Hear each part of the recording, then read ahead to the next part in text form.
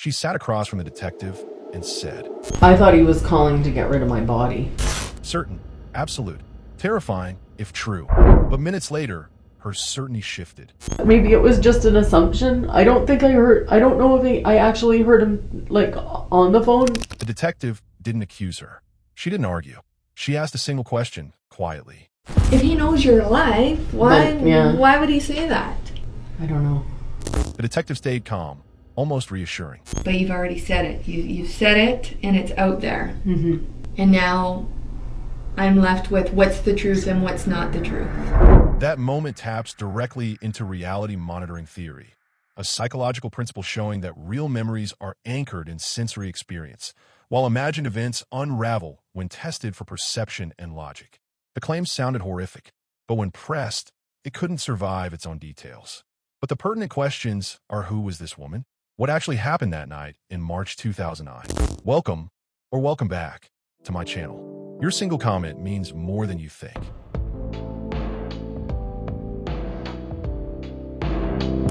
It was late March 2009, during the final stretch of a long Canadian winter. Outside, the weather was cold and unsettled, with lingering snow and freezing rain. Inside a modest residential duplex, a domestic dispute between a couple quietly escalated into a police investigation that would later draw widespread attention. In the early hours of the morning, emergency services received a 911 call from a woman reporting a violent assault by her partner. Police responded to the residence and made an arrest at the scene. The man was taken into custody and later transported to jail, while the woman was asked to come to the police station to provide a detailed statement of what she said had occurred inside the home. Later that same day, she was brought into an interrogation room. Today we will look into the psychological aspects of this case.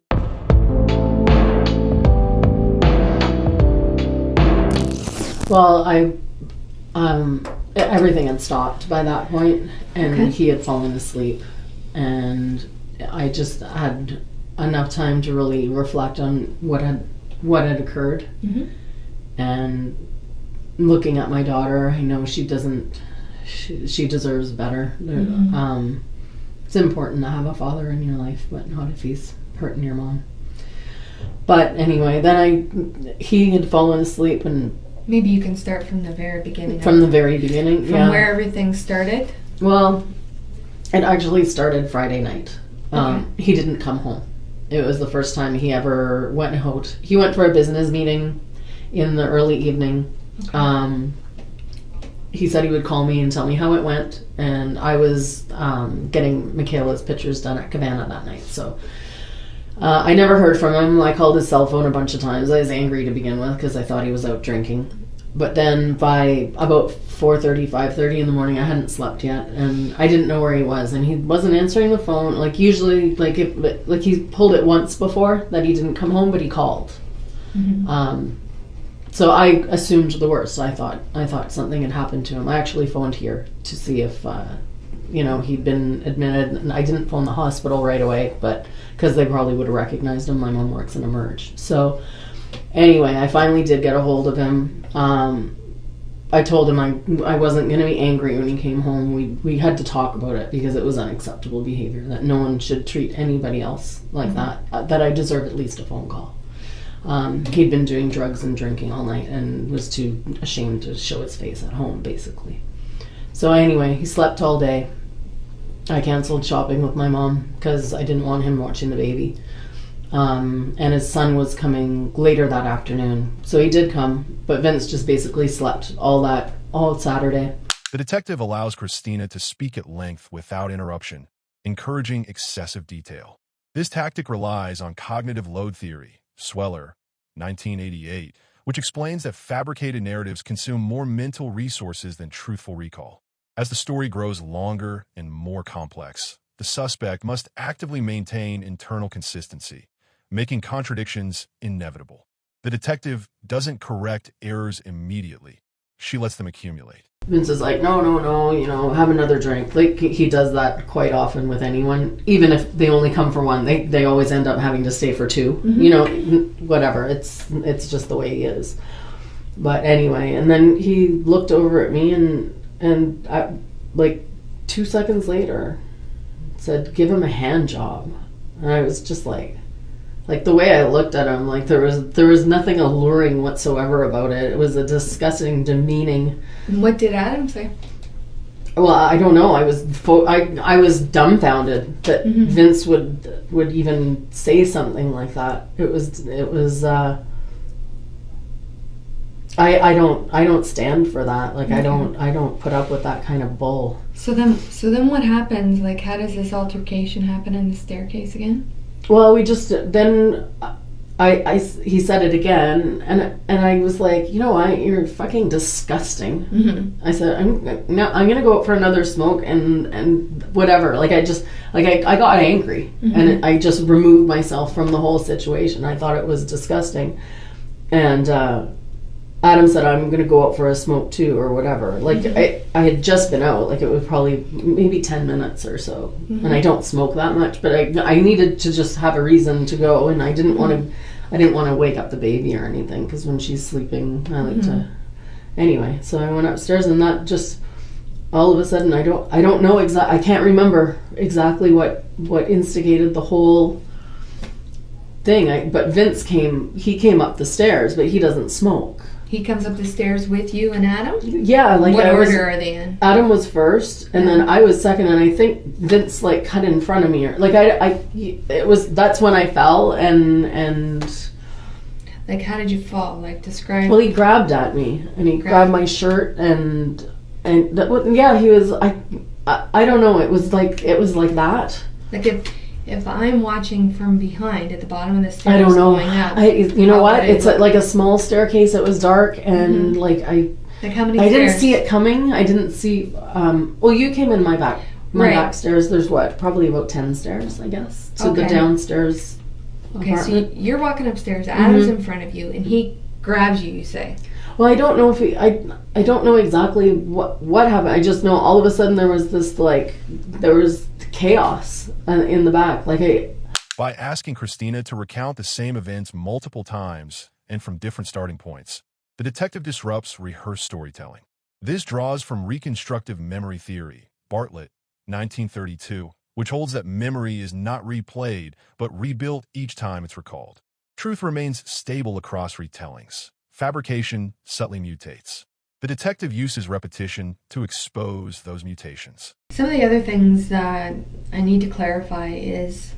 I have marks on my hands too. Like I have scratches on my hands, and I don't know what that's from. Okay. The next thing the detective wants to know is regarding the bottle of foot powder. They need to make sure that Christina and her boyfriend were not using the bottle during sex, and that it was in fact inserted without her consent. All right, I'm going to go through a few things first.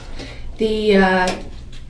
The powder object that you're talking about, was it inserted or wasn't it inserted? He rammed it. He didn't get it in. No, it was this. It's like a foot powder, like a big giant foot powder thing. Okay. It was like bent, like he rammed it hard enough that it didn't stay. Like it's a squishy, a powder thing, and it kind of went. It was on the floor. I think they took a picture of it and stuff when they came in. I didn't touch it. I'm going to get personal. I know. I'm going to get personal here, and, we have to do this. Like, I think I smelled shit. Okay. All right. But I'm on my period, too, so I had a tampon in. Okay. So, like, I don't know. Is using objects for sexual... Oh, God, never. Like, no? Never, no. And I mean... That's why I couldn't even... Like, I couldn't believe... I don't know where he picked these things out of the trees. Yeah. Okay. I don't know if he was just trying to piss me off, or if he really, had it... Like, if his last little brain cell popped, Okay. Because of the severity of the complaint that's here today, we have to look at everything. Yeah, I know. And I had to look at the responding officers' notes and recollections. I was pretty hysterical there. when they got there too. Yeah, I understand that, but there's a lot of indiscrepancies that I need to go over with you because it doesn't make sense to me. Okay. And if it didn't happen, and there's something that you want to clarify with me, clarify it now because now is the time to do it. Okay. Yeah, that's fine. Okay. The detective calmly explains the seriousness of false allegations without accusing Christina directly. This draws on prospect theory, Kahneman and Tversky, 1979, which shows that people become risk-averse when potential losses are made explicit. The possibility of legal consequences destabilizes Christina's confidence and accelerates narrative retreat. Where does the choking take place? He had the choke. Oh yeah, I forgot about that. Pardon me. Yeah, he had my sweater was around my neck, and it was like when I first went down to the ground. He's like, oh yeah, you're down now or whatever. You really want to choke? I'll choke you, like that kind of thing. And I gasped, and he stopped. Yeah, that's right. I totally forgot about the choking. What do you mean you gasped? Well, I couldn't breathe. He had his hands around my throat, and he kind of had the sweater around it too. Mm-hmm. Did you tell the officers about that? I'm not sure. I forgot about that, actually. Sorry.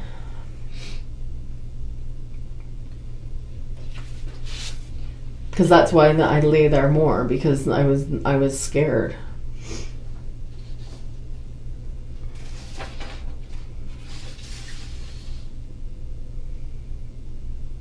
It wasn't like he tried to kill me when I was already out or anything like that, but I think it was just, I don't know, he was out of control. I can't put thoughts into his brain. I can't read his mind.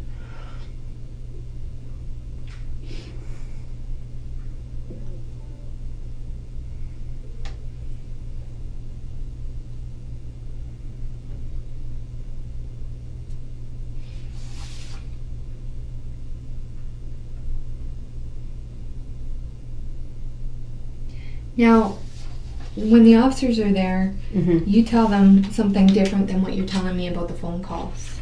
Instead of filling gaps, the detective uses silence after inconsistencies emerge. This employs social discomfort theory, which explains that humans are neurologically wired to resolve conversational tension. Silence shifts psychological burden onto the speaker, compelling them to explain, revise, or overcorrect, often revealing deception in the process. I thought he was calling to get rid of my body. That's what I thought he was doing. But when I saw that he called Amanda, I know, but what you say to the officers is that you heard him make these phone calls, okay? Yeah. Making arrangements and asking questions about what to do with the dead body. So where does that come from? Well, you say because you don't hear anything, and then now you know what I mean? That's a big issue for me. I know. And an officer, he's pretty precise about what is said here. So why was that said? Did you make that up? I don't know. Well, I'm second guessing myself. Now's the time. No, I know. I'm not trying to dick around here. It's just like when he attacked me last time, I took a knife and I threw it down on the ground, but it was in such a like a whirlwind that I thought he grabbed the knife. Okay. Like I just want to make sure that I don't say anything more incriminating than he actually did. Yeah. That's what I thought. Maybe it was just an assumption. I don't know if I actually heard him on the phone, but he was talking. He was talking. Okay. Yeah, I don't think he actually said that. I don't think he did either. No. I dedefinitely know I think I was just reacting. I was freaking out, and I didn't mean to lie. You know what I mean? I didn't mean because some of the things that you said to the officers isn't exactly what you're telling me today. Yeah. So things are a lot different. Well, I've had time to kind of piece everything together. I was scared at that point, and I was thinking the worst. What could have happened, and my baby, and all that. But I've had when something like that happens, police have to investigate it. Yeah. And if it's a false allegation, that's a serious offense where you could be charged for that. Yeah, exactly. So I don't think he. The detective isolates claims that are unusually specific, such as phone calls about disposing of a body, and probes their sensory basis. This tactic aligns with reality monitoring theory, Johnson and Ray, 1981, which distinguishes real memories, rich in sensory detail, from imagined ones, rich in inference. When Christina cannot anchor specificity to perception, the claim collapses. I don't think he was disposing of a dead body. That's what I thought he was doing. I couldn't hear. I couldn't hear, but I heard him on the phone, and I was lying with a blanket over my head in the back steps. Yeah, I understand that you're scared in the situation, but to specifically say that you heard him make phone calls to an unknown person, making arrangements. I did hear him making... And asking questions what to do with a dead body of your estranged wife. That is so specific. Mm-hmm. That he might have been saying that like to me when I was lying there. I don't know if he was actually talking to someone and say, I don't know. Okay, we have to decide what the truth is and what the truth isn't. Mm-hmm. Because bottom line, at the end of the day, this is your opportunity to give us the facts and just the facts, not anything made up. Mm-hmm. And I don't want to find out later that something different happened. Mm-hmm. Because this is the time to tell me that what happened exactly in what order and what didn't happen. Mm-hmm. Okay? And what happened this morning is different from what you're telling me what happened now. What's that? It's not totally different. A lot of the important facts that you provided the officer with, you didn't tell me. You didn't tell me about. You totally brushed them off like they didn't happen. Like the choking and the I don't know, I guess disposing of a dead body. This is all. Those are pretty important things that I think would stand out in somebody's mind, and that's all that would stand out in my mind if that happened to me. Oh my God, he wants to get, he's planning to kill me. Yeah, what's up? I'm sorry. Why did you say those things? Why did I say that he did that? Yeah. Rather than presenting contradictions all at once, the detective introduces them gradually. This tactic is rooted in foot-in-the-door theory, Friedman and Fraser, 1966. Where small acknowledgments pave the way for larger admissions. Each minor concession narrows Christina's narrative options until retreat becomes impossible. Well, he did choke me. But you're saying a lot more happened to the officers that arrived first than you're telling me right now. Well, it was fresh in my memory then. So what's the truth? I don't know. Then or now? I don't know if he was actually talking to someone saying the dead body, but he did utter those words. But when you initially talk to me, you tell me you don't hear a darn thing. You just hear the phone click and the phone call end. Yeah, because I'm not sure of that, and I don't want him to get charged with something that he didn't do. But you've already said it. You've said it, and it's out there. Mm-hmm. And now I'm left with what's the truth and what's not the truth. Because there's some pretty serious allegations there. Mm-hmm. And if they didn't happen, we need to know that. Mm-hmm. I know. Well, he did choke me. Is that all that happened? Was that he choked you? Yeah, but then he did get on the phone, and I'm just trying to think. I know it's upsetting, but I know, and I know you're just trying to do your job. We're just trying to do your job. I know, and I'm not trying to mess with that. I swear I'm not. And you know what? I'm not picking on you. I'm totally not picking on you. It's a lot of stuff to process. And the fall. Are you sure that the fall happened the way it happened? No, I know that he attacked me. Like, I didn't just fall down the stairs. It wasn't just I tripped over his feet or something. Like, there was some sort of, like, I don't know if he actually was barging in front of me or if he was trying to start something. I don't know what, like, it happened so fast. So I was just going outside. So we don't know if, in fact... I don't know what his intent was. The detective avoids moral judgment, even when serious allegations surface. This reflects reactance theory, Brehm, 1966, which predicts that overt accusation increases resistance and defiance. By remaining neutral, the detective prevents Christina from psychologically anchoring herself as a persecuted victim, keeping her cognitively flexible and vulnerable. At that point. He intended on that happening. Exactly. Because he Sorry, thinks that nodding. no, that's okay. He says that you're faking it or whatever at the bottom of the stairs, right? Does he say something? Well, to that? yeah, not really. He checked on me and stuff, but Right. but then he was like, "Oh, you want to fake it, whatever." So if he's checking on you, and then you're saying to the officers that he makes the phone call, wanting to know, how to get rid of this body, that's not right. No, I know. That's not right, because if he knows you're alive, why would he say that? And how could you hear that if the door was closed? Because when I knocked on the door to come see you, You can't hear much. you can't hear. Well, I was kind of half in the doorway.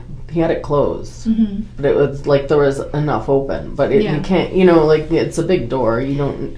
And he was kind of pacing. Like I could hear bits and pieces when he was talking, and I could hear the phone. Like that's what's sticking in my mind. The sound of the cell phone makes that audible click when you open it. Yep.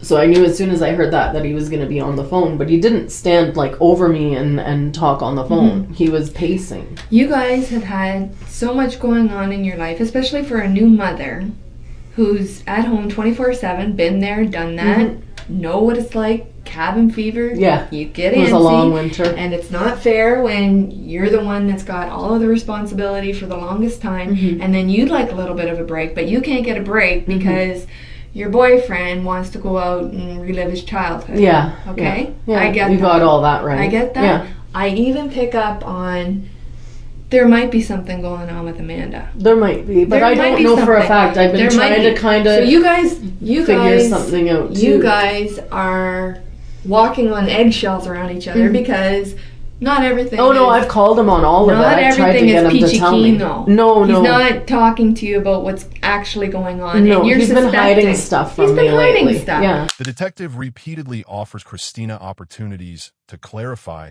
or correct her story before stating contradictions outright.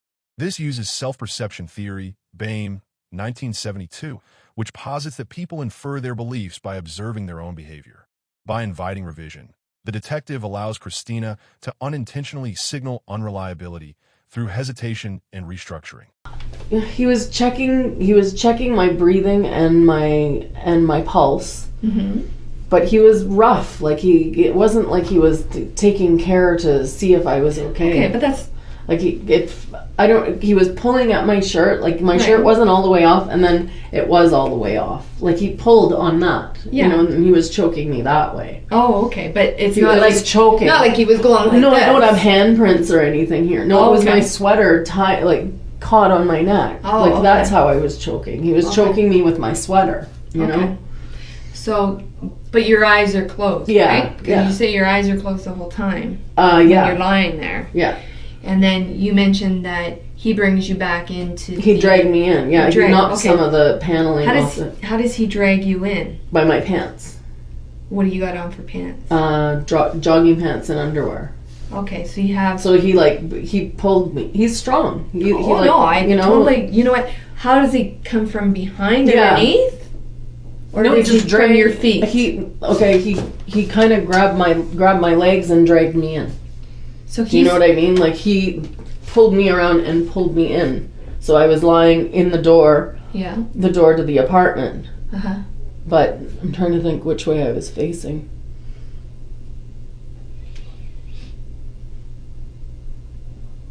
He turned me around. See, that doesn't make sense.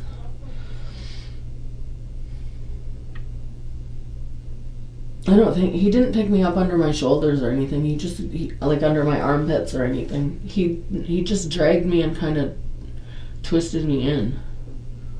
But it doesn't. You in? Well, just like it's a small doorway, and I was kind of like right there, Yeah. But he got my legs in and my body in. Like he dragged me in the apartment. So I just can't. I don't know. Your shirt is off when you're getting dragged in, right? Pretty much. Like it's up over. It's up like here? it's all. I'm bare. And what about you know? your pants?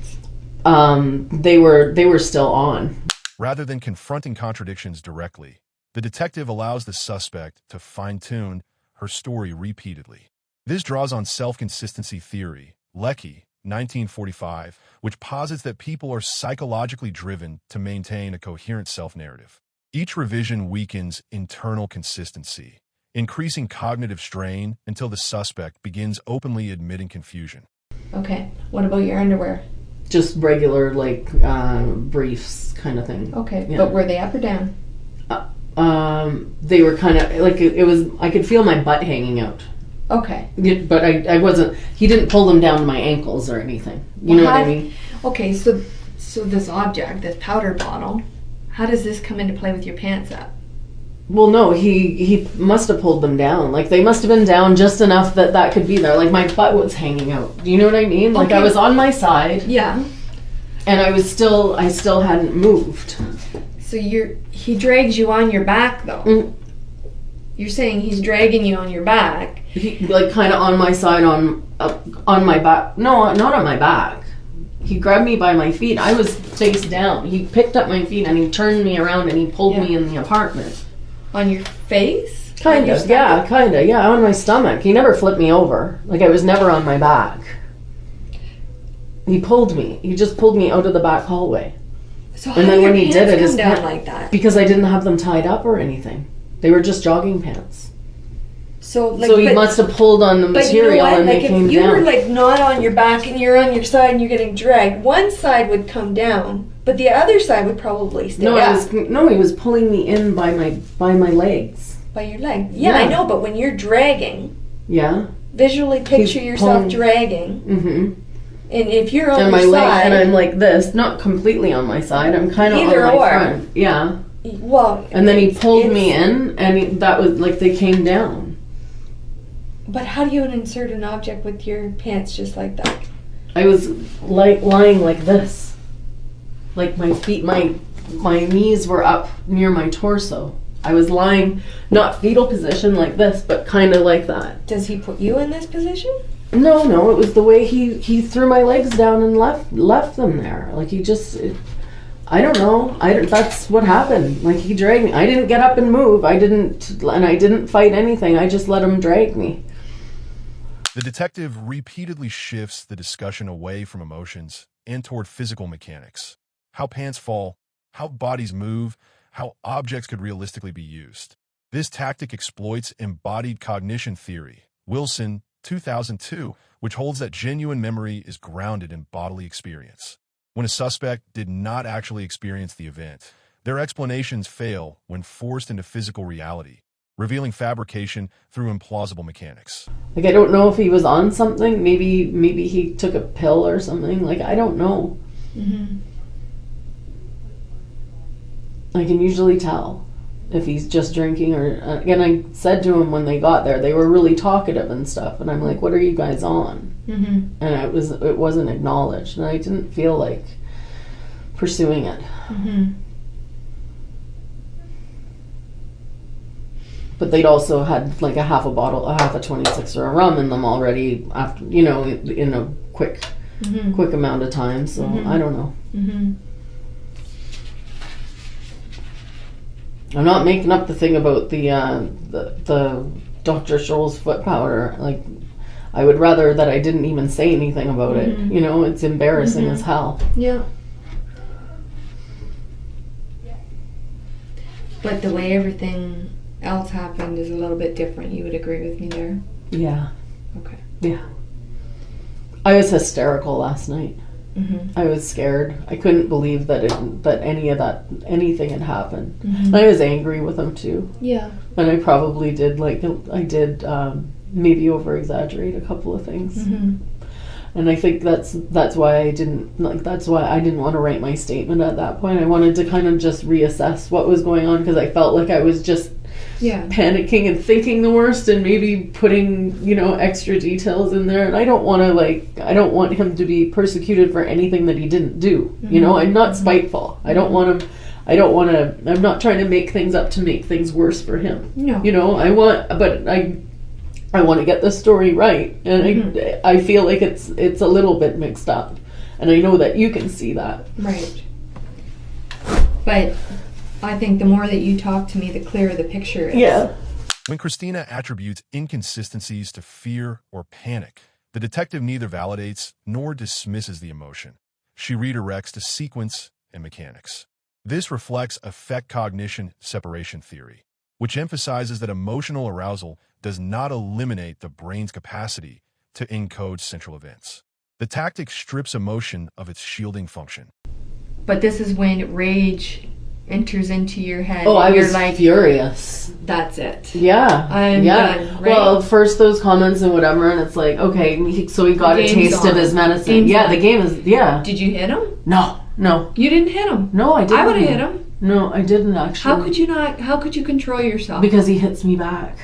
Well, he hit you anyways. Yeah, but he would hit me even harder. Well, he hit you pretty hard on the couch. Yeah. When I was That's sitting another down. thing too. When he hit you on the couch, He did backhands like this and like this. with each hand. No, like this and like, I don't know. He hit me one side and I turned, and then I turned around and he hit me again on the other side, like here and here. Open That's hand, right. closed No, hand. back of his hand. Back of his hand. Like he's got a hand like this big.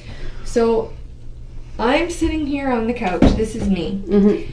He's standing over top of. Yeah, freaking out. Freaking. Yeah. What side of your face gets hit first? This side. So your left side gets hit first. Yeah, he hits me this way.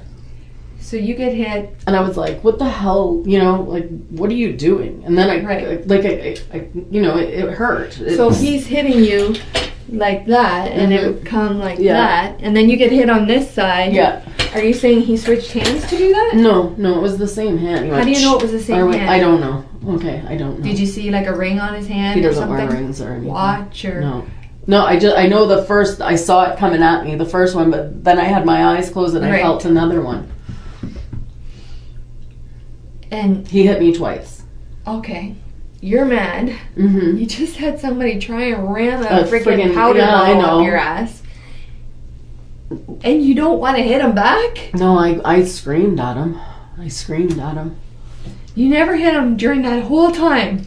I don't Because think- you're mad. You're No, I mad don't that think I did. you go down the stairs, you're at the bottom of the stairs, Mhm. you're like, you know what? Like, and you're watching to see, like, is he actually I threw a glass take at it? him. You threw a glass at Yeah. him. The detective introduces subtle comparisons to how a normal person would react, fighting back, screaming, fleeing. This leverages social norms theory, Cialdini and Trost, 1998, which explains that people evaluate their actions against perceived societal standards. When a suspect realizes her behavior deviates from expected norms, she alters her account to align with what should have happened. Like a glass? Yeah, wine glass. When? When he did that. When did what? When he shoved the thing up my butt. Where was the wine glass? I swept it all up. There was glass this morning too. Yeah, but where was the wine glass that At the you door. grabbed? At the door. Because he and Adam Did were you hit drinking him with homemade wine. No. Like, what did you do with it? I threw it at him and I missed him and it smashed in the kitchen. Like near the garbage. Oh, okay. And your daughter didn't wake up? No. You're lucky for you. I know. Um, Well, it's like he just ran So- something up there, so I threw Yeah, something so at you're him. mad, Yeah, okay. I was pissed. so you do I react. did retaliate, of You course. do I'm not react. like I'm not- Exactly. yeah, You're not a little girl. Exactly. And you No, I was- can stand up for yourself. exactly. I Okay. had enough. Right. That was it. You missed. Did you Mhm. try and find something else? that No, would, no. And then I ran into the living room So then you went because he into... came at me. He He was at mad. you. Well, yeah, Oh, he was yeah, mad that I threw a wine glass at him. Yeah. But he deserved it as far as Yeah. at that point. It Okay. was the closest thing. I knew I'd have to clean it up. Yeah, you know, big like, deal. whatever. But- It's a wine glass. But he comes at you. And then I ran into the living room because You I ran didn't into want to the go living room. towards where the baby was. Right. You know. You go into the living room. What do you do in the living I room? sat on the couch Why do you sit on the couch? because there's nowhere else to go. But why would you sit?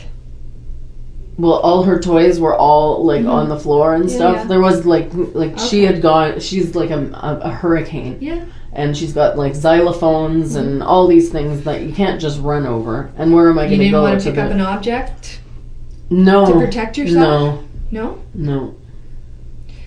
So you sit down there. He's mad. He'd never He just actually had hit, like when he hit me the first time he ever hit me, Yeah. it was like almost, it was a drunken, stupid, almost accidental thing. He did come at me, but he was in like a blind drunk thing. Yeah. And he, At key moments, the detective imagines herself in the suspect's position. If it were me, I would have fought back. This tactic relies on perspective-taking theory, Galinsky et al., 2005, which forces the suspect to mentally simulate alternative behavior. When her own actions fail this simulation, she retroactively edits the story to compensate. And you're saying that no communication is going on? Oh yeah, I was calling him a fucking loser. Yeah. And an asshole. And what the hell are you doing shoving a friggin' powder thing up my ass? What the hell is going on? What does he say? I don't know. I was just screaming at him.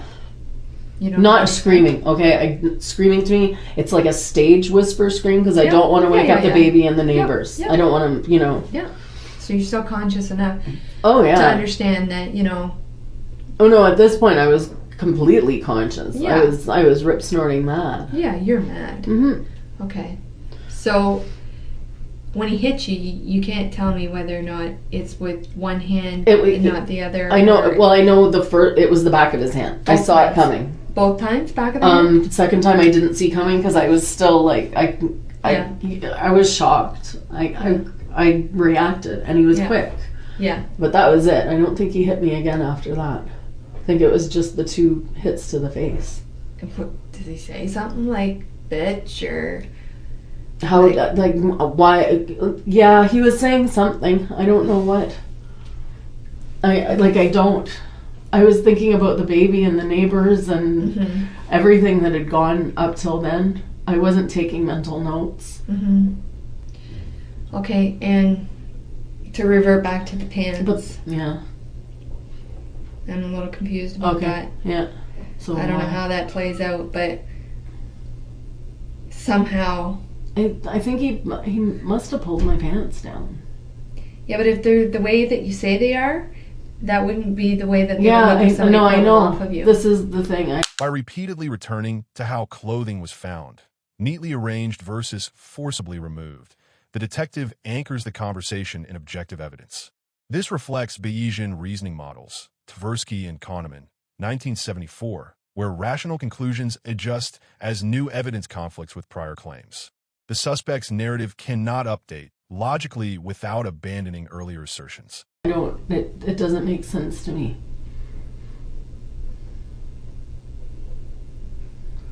We need to figure that out. Yeah, I know.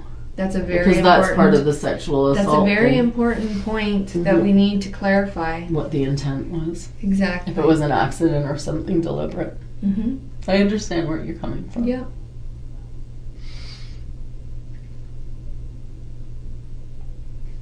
I don't know. Say it's an accident then. I don't know. Well, I don't want to. You know what? I don't want to put words in your mouth, and I don't want to make something up for you. I don't really want to pursue that anyway. Well, what do you mean? It's embarrassing. I don't know why he shoved it in my freaking ass. I don't know why he did that. It doesn't make any sense to me. I wouldn't be with like some kind of monster, I loved him. Not. He's a good, when he's on the straight and narrow, he's the best thing. Mm-hmm.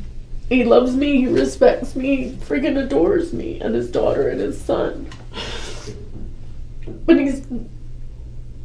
But he gets in these like rampages where he thinks the whole world is against him, and he's never taken any kind of he's never been accountable for his own actions. Mm-hmm. Everything is always everyone else's fault. Mm-hmm. I know lots of people like that. Mm-hmm. It's very frustrating. Mm-hmm. They're always right. Always right, exactly. Mm-hmm. And yeah.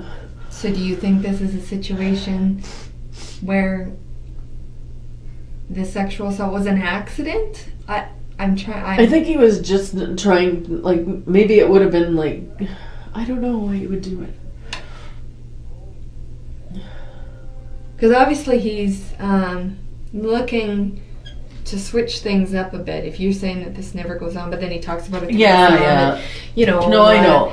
Well, you know what? I just kind of brushed it off as stupid male didn't realize how serious it was. No. When he said to Adam, give her a hand job, I was like, oh, what the, where's this coming from? Where the hell is this coming from? It's one thing to say, Amanda's coming over or whatever. But you can see the pattern there. Yeah. And he's said stuff when I had my girlfriends over and stuff, and I'm like, don't embarrass me in front of them by being a friggin' pig like that. Yeah. We'll laugh about it or whatever, but it's friggin' embarrassing. Yeah. I don't have them come over, Instead of accusing the suspect of lying, the detective calmly introduces the legal weight of statements being under oath. This draws from moral responsibility theory, which holds that awareness of accountability heightens self-regulation. Once consequences are cognitively salient, the suspect begins retreating from extreme allegations to reduce perceived moral and legal risk. I wait till he's at soccer. Yeah. Wow.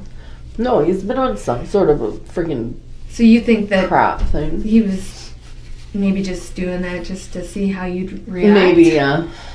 And when he saw that you reacted in a bad way, he's like, I'm not going to change this girl's mind. Yeah, maybe. She is like so dead against this. Oh, he should have known when he said, give Adam a hand job. Like, I know, but you know how people's heads are when they're drinking? They don't always think straight. And, I mean, us as females, you know, we look at things in different ways sometimes than guys. Yeah, we don't, obviously. you know, we're not. Thank God. You know what? We don't always think. Well, you know that. Yeah, no, I don't. When you're having feelings and a guy doesn't understand what you're feeling. Oh, yeah. No, I know that I have to vocalize them because he's not going to figure them out on his own. Yeah, she needs to spell it out. Exactly. You know. Yeah. Yes. ... Yeah. So maybe this was his way of trying to, as sick as it is, but I mean, sick as it is. Yeah. His way of like, well, let's see if we can have some fun with this. I don't know. I mean, obviously. Yeah, like I don't know. Like I don't know. I never saw that sick side of him before. Yeah.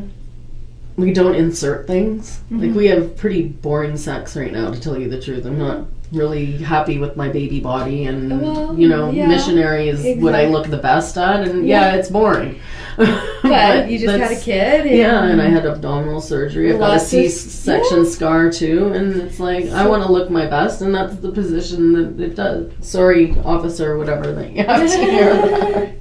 But no, he's thinking, oh, that's some excitement in my life. I'm tired of this freaking the hand job didn't work. Let's try the talcum powder. Like, yeah, it's a possibility. No. The detective asked the same events to be described forward, backward, and from different vantage points.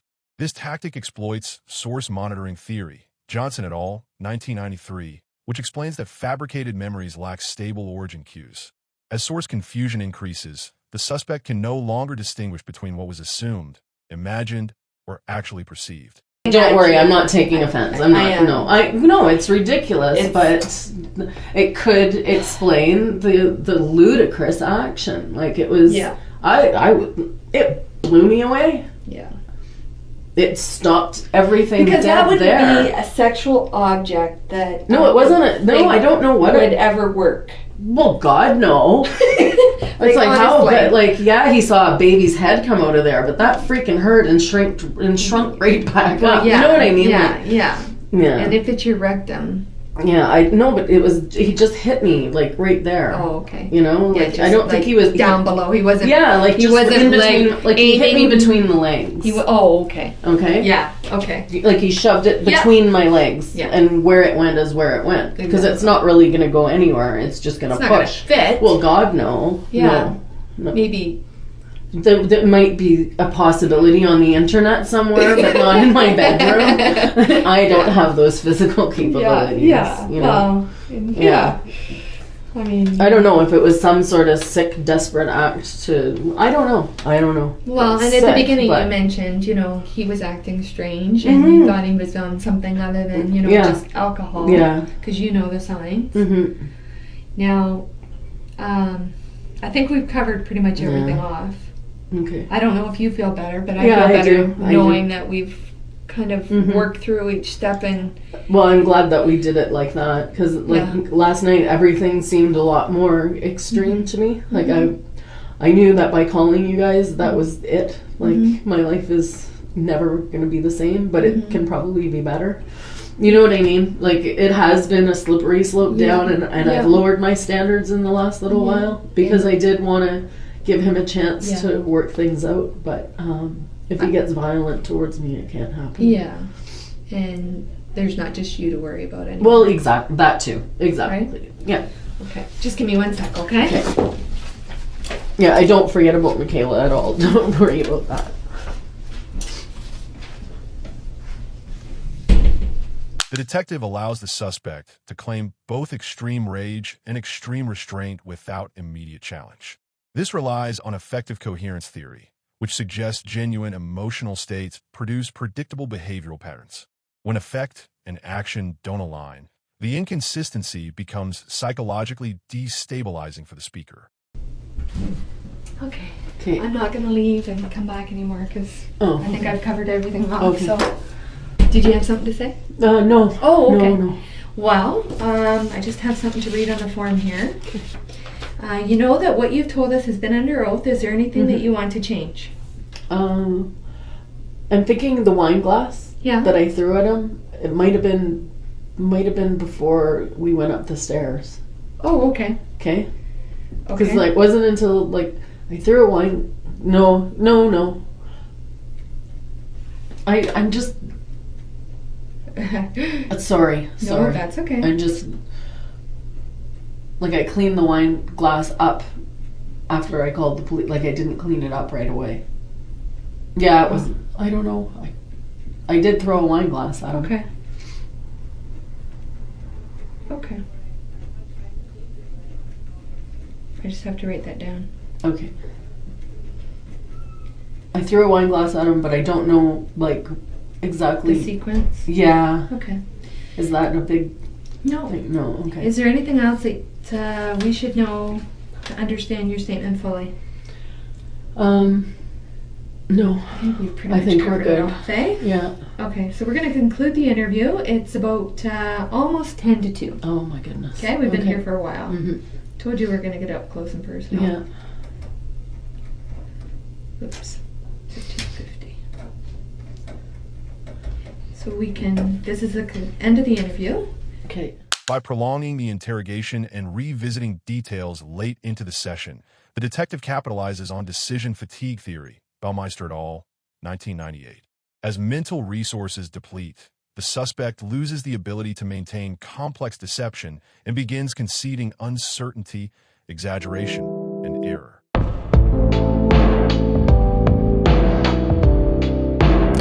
From a legal perspective, the detective's primary achievement is not eliciting a confession, but systematically dismantling the complainant's credibility. Through controlled questioning, repetition, and focus on physical mechanics, the detective exposes escalating inconsistencies, retractions, and admitted exaggerations. These contradictions create powerful impeachment material, undermining probable cause for serious charges and weakening the reliability of sworn statements.